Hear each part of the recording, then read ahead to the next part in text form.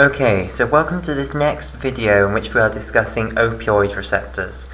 Okay, so we're currently discussing the effect of the beta-gamma subunit of the heterotrimeric G protein on the voltage-gated calcium channels. Okay, so we spent the previous video discussing the structure of voltage-gated calcium channels, and we saw basically that they are assembled out of these four separate subunits, if you like. You have the gamma subunit here, okay, which is one of these auxiliary subunits, an example of which is this stargazing subunit. Then you have your alpha 1 subunit, which is the main subunit. That's the portion that actually has a pore through which calcium ions can move.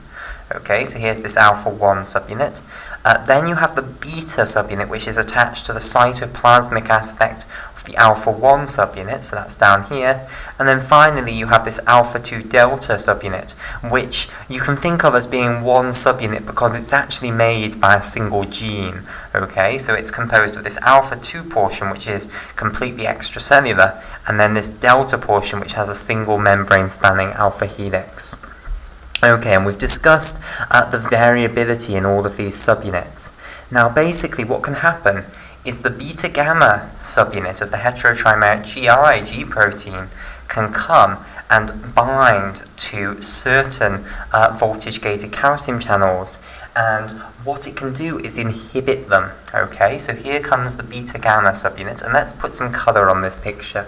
Okay, so let's colour in the beta-gamma subunit in blue and green. So we'll colour in the gamma subunit in green here, the beta subunit in blue, okay, and we'll then colour also in the components of the voltage-gated calcium channel. So we'll colour in the gamma subunit of the voltage-gated calcium channel this time in red. We'll colour in the beta subunit of the voltage-gated calcium channel in orange. We'll colour in the alpha 1 subunit of the voltage-gated calcium channel in turquoise here, and we'll colour in the alpha 2 delta subunit in vivid purple, I think. Okay, right, so here's our picture. So what this causes is it causes inhibition of the voltage-gated calcium channel. Now, the beta-gamma subunit cannot bind to any old voltage-gated calcium channel. It has to be of a certain type. Okay, so these beta-gamma subunits can bind to PQ-type voltage-gated calcium channels, which, remember, are voltage-gated calcium channels where the alpha 1 subunit is CAV 2.1. So remember, if you had the alpha 1 subunit, which was the CAV 2.1 type alpha 1 subunit, then you were called a PQ-type voltage-gated calcium channel.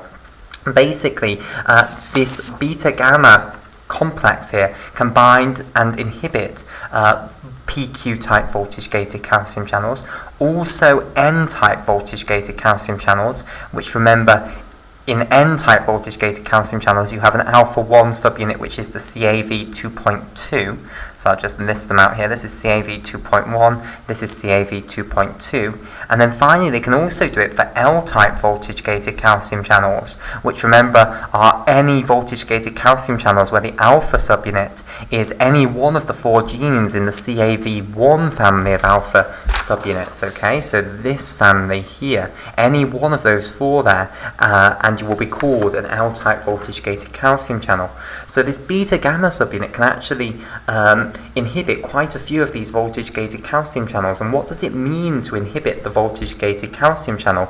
Well, it means that even if the electrical potential difference across the membrane depolarizes, which is something that would usually trigger the voltage-gated calcium channel to open and then allow calcium into the cell, with the beta-gamma subunit bound, the voltage change, i.e. the depolarization, will fail to activate the voltage-gated calcium channel, okay? And that will mean that you stop calcium entry through these voltage-gated calcium channels. So, let's now discuss the significance of this for neuronal axon terminals and synaptic transmission, because this is going to be very helpful when we come on to discuss how the opioids actually have an analgesic effect. Okay, so let's just have a little bit of a reminder about how neurotransmission occurs between one neuron and the next. Okay, so here we have an axon terminal here, and then we'll have the dendritic spine, potentially, of the postsynaptic neuron. Okay, so here we go. So here's the presynaptic neuron, and here's the postsynaptic neuron. Okay, so basically, in the presynaptic neuron's axon terminal here, what you will have is synaptic vesicles, which are full up of neurotransmitter, okay, and which are docked at the presynaptic membrane, so they're held right up against the presynaptic membrane. So I'll put little green dots in here to represent the neurotransmitter, okay, like so. Okay, and this zone within the cytoplasm that's close to the presynaptic membrane is known as the active zone. Okay, so basically what happens is when an action potential propagates along the axon, it will make its way into the axon terminal, okay, and it will trigger depolarization of the membrane, electrical potential difference across the membrane at the axon terminal. This will then activate the voltage-gated calcium channels, which for now I'll just draw like so. Okay, so they're being demoted from having their structure drawn out incredibly carefully like this to just being shown like this. So this represents one of these. Okay, now which voltage-gated calcium channels do we actually have here? Well, you have N-type voltage-gated calcium channels and also PQ-type voltage-gated calcium channels within the axon terminal. So these two here, so the alpha-1 subunits of these voltage-gated calcium channels in the axon terminal are either CAV2.1, making it a PQ-type voltage-gated calcium channel, or CAV2.2, making it an N-type voltage-gated calcium channel. Okay, now, what will happen is when the depolarization occurs, these PQ-type and N-type voltage-gated calcium channels will open, and then because calcium is so much higher extracellularly than intracellularly, specifically to put some numbers there, the extracellular calcium concentration is 1.5 millimolar. The intracellular calcium concentration is around 100 nanomolar. That is a 15,000-fold gradient. There is absolutely no way in the world that whatever physiological electrical potential difference you have across this membrane, that will stop the movement of calcium into the cell when you open this channel. To put it this way, basically, the calcium ions on this side are 15,000 times more concentrated than on this side. So basically, the probability that a calcium ion will hit the channel from this side and go through this way is 15,000 times greater than the probability that a calcium ion will hit from this side and go out. Of course, it's slightly more complicated than that because you have to also take into account the electrical potential difference across the membrane, which is influencing the calcium ions' decision as to whether they want to go through the voltage-gated calcium channel. But basically, you're always going to get a net movement into the cell, no matter what the electrical potential difference across this membrane is, at least with physiological limits on the electrical potential difference across the membrane.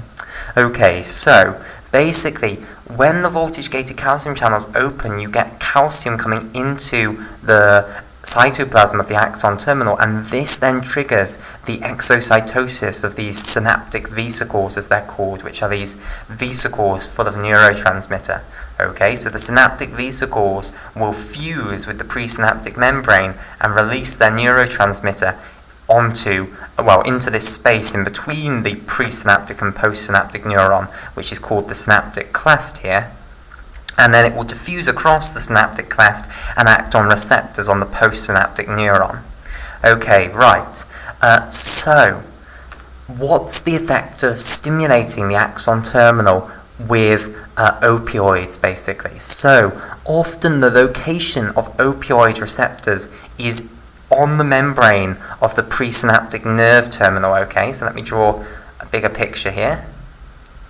So if we have our presynaptic axon terminal again, then we'll basically have an opioid receptor here. Okay, and generally it's the mu opioid receptor, but we'll keep it nice and general and just say it's an opioid receptor. And basically, if some ligand comes and binds to this opioid receptor, okay, so in comes the ligand, what we know is this opioid receptor will then interact with the heterotrimeric GIG protein. It will produce the two active subunits, the alpha I GTP subunit and also the beta gamma subunit. So here, alpha I GTP and also the beta gamma subunit. Now, we're not too interested in the fact that the alpha I GTP will go on to inhibit adenylyl cyclases. We're very interested in what the beta gamma subunit does. So we know two things that this does. It causes hyperpolarization of the membrane, okay, by opening those G protein gated potassium channels, okay, which are members of the inwardly rectifying potassium channel family. And it also inhibits the voltage-gated calcium channels. Specifically, it does inhibit these N-type and PQ-type voltage-gated calcium channels. We're not too interested in L-type with regards to axon terminals because you don't really have L-type voltage-gated calcium channels in axon terminals. Okay, now what are the two effects of this? Well, basically, if you hyperpolarize the membrane of the axon terminal, is the action potential that is propagating from the axon going to find it easy to propagate into the axon terminal? Well, the answer is no. Remember how an action potential occurring at one portion of the membrane passes to the next portion of membrane, okay? So let's just have a little revision of this. So let's say this portion of membrane, which I'm highlighting in orange, is undergoing an action potential. Okay, so what has happened is that sodium has come in from the extracellular fluid and has depolarized the electrical potential difference across the membrane, and in an action potential it can go up to plus 40 millivolts, meaning that the electrical potential intracellularly is 40 millivolts higher than the electrical potential extracellularly. The way this propagates to the next portion of membrane is some of this sodium will diffuse over here and cause depolarization of the electrical potential difference across this portion of membrane. So let's draw a little graph for this. So let's plot the electrical potential difference across this portion of membrane here. So it might start off at something like negative 65 millivolts. Okay, now in order to fire an action potential, what you need to do is bring it up to around negative 40 millivolts. Okay, that's the threshold potential for the activation of the voltage gated sodium channel. So let me put a voltage gated sodium channel here. So in order to activate the voltage-gated sodium channels, which I'll show in blue here, you need to bring the electrical potential difference across the membrane up to around negative 40 millivolts. That is what this sodium that's diffusing in from this other portion of membrane is going to do. Okay, when you bring in positive charge here, it will increase the electrical potential of the intracellular compartment, and that means that the electrical potential difference from extracellular to intracellular is going to become less negative, because remember what this means is that the intracellular compartment has an electrical potential 65 millivolts lower than the extracellular compartment. Okay, now if we're bringing in positive charge here, we are raising the electrical potential of this intracellular compartment. We're not changing the electrical potential of the extracellular compartment. So when we ask how much lower is the electrical potential of the intracellular compartment compared to the extracellular compartment, the answer is it's going to be less negative, basically, okay, because we brought this one up. So the amount you're going to have to go down in going from here to here is going to be reduced because we brought this one's electrical potential up. Okay, so basically what will happen is usually this will depolarize the electrical potential difference across the membrane to threshold potential negative 40 millivolts. And then what will happen is these voltage-gated sodium channels will open. They will allow sodium to move from the extracellular fluid into the intracellular fluid, and this will cause a very rapid depolarization. Okay, because we are moving positive charge out of the extracellular compartment, we're bringing it into the intracellular compartment. Okay, so we're raising the electrical potential of the intracellular compartment, reducing the electrical potential of the extracellular compartment. Therefore, when we ask how much does the electrical potential change when we move from extracellular to intracellular, it actually starts to go into the positive regions where the electrical potential intracellularly is actually greater than the electrical potential extracellularly. So you go up generally to around plus 40 millivolts, where if you move from extracellular to intracellular, you will go up in electrical potential by around 40 millivolts. Okay, right. Then what will happen is the voltage-gated sodium channels will inactivate, okay, so they will close, and also the voltage-gated potassium channels will open, okay. Now, voltage-gated potassium channels were actually activated at negative 40 millivolts as well.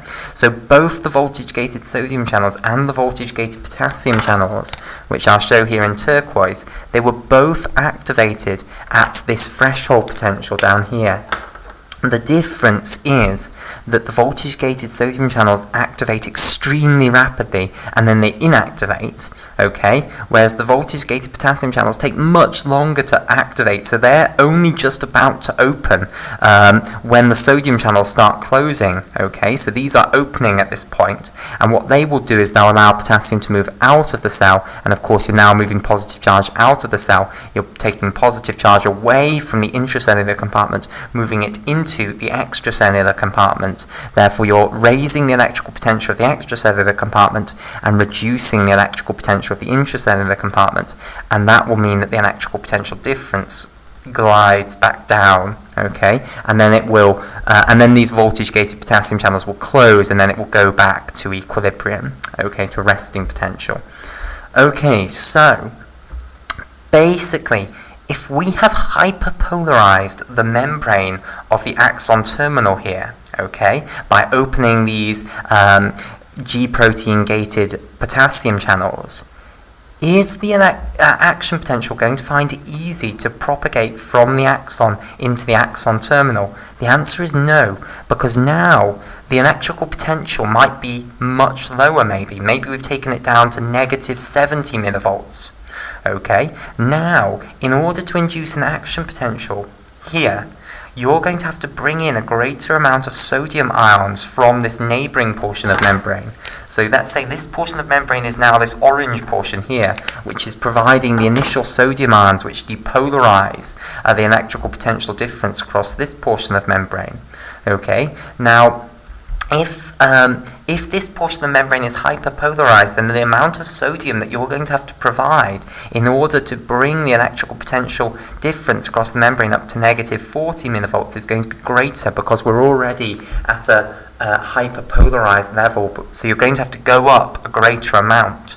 Okay, and potentially the action potential will not be able to provide enough sodium to actually trigger an action potential in here. So you might get a state where even though there are action potentials coming down the axon, they just cannot propagate into the axon terminal, and therefore are not going to trigger the release of neurotransmitter by the axon terminal. In addition to that, even if the action potential does propagate in, you've inactivated those of the voltage-gated calcium channels, so that even if the membrane of the axon terminal does undergo an action potential and depolarizes, it won't activate the voltage-gated calcium channels, so you won't get the calcium signal coming into the cytoplasm, and it's that calcium signal that causes the release of neurotransmitter. So both of these things lead to the reduction in the release of neurotransmitter by the axon terminal, even if action potentials are propagating down the axon. So they reduce the amount of neurotransmitter that axon terminals will release. Okay? So this is one of the key locations where you find opioid receptors, on the presynaptic nerve terminals, and then when you stimulate the opioid receptors with opioids, they will block basically that presynaptic axon terminal from being able to release neurotransmitter, even if the axon is screaming at the axon terminal to release neurotransmitter. Okay, right. So we now want to discuss the actual ligands for opioid receptors. So we haven't actually discussed yet ligands for opioid receptors. We've discussed the pathways that they activate, but we haven't actually discussed what activates them in the first place. Okay, so let's firstly begin with the actual endogenous ligands. Okay, so we're going to start with the endogenous opioids. Okay, and some people will refer to the endogenous opioids as endorphins. Okay, so that name is for endogenous, and then the orphins is for morphines. So endorphins, which is short for endogenous morphines. Okay, right. So let's have a look at the different endogenous opioids then, or the different endorphins. So we're not going to go through absolutely all of them, but I'll give you some examples. Okay, some very important examples. So one that actually the general public has generally heard of, which is beta endorphin.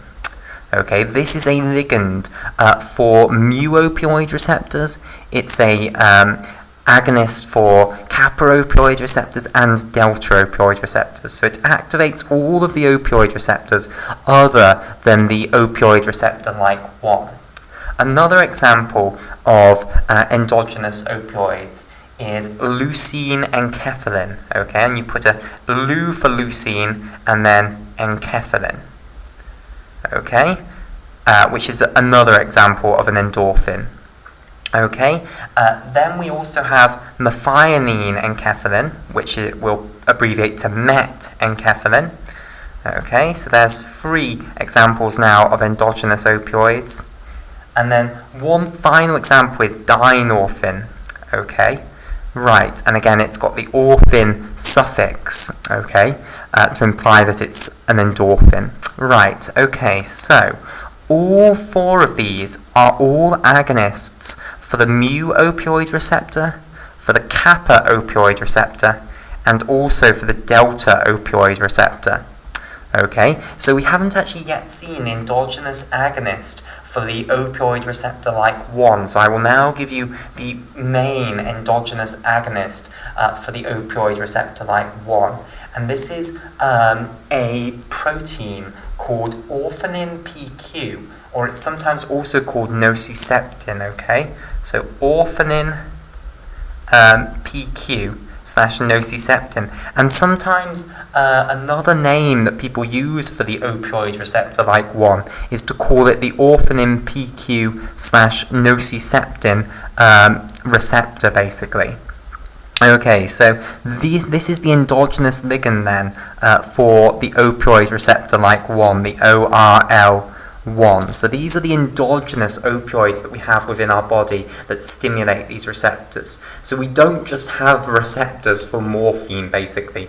They are receptors with endogenous ligands, and morphine just happens to be an exogenous agonist for those receptors. Okay, so we'll call it there for this video and then discuss more exogenous ligands, other examples of exogenous ligands, and we'll come back to morphine and heroin in the next video.